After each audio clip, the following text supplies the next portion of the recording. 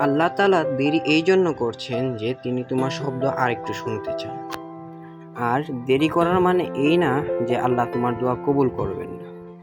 মনে রেখো তিনি সেই আল্লাহ যিনি কোনো বান্দাকে খালি হাতে ফিরিয়ে দিতে লজ্জা বোধ করেন।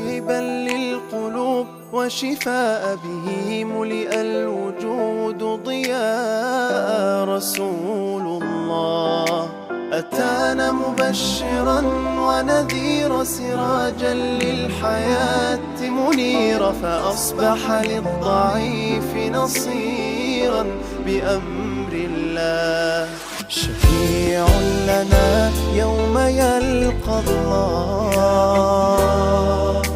وخير ملاذ شربة بيد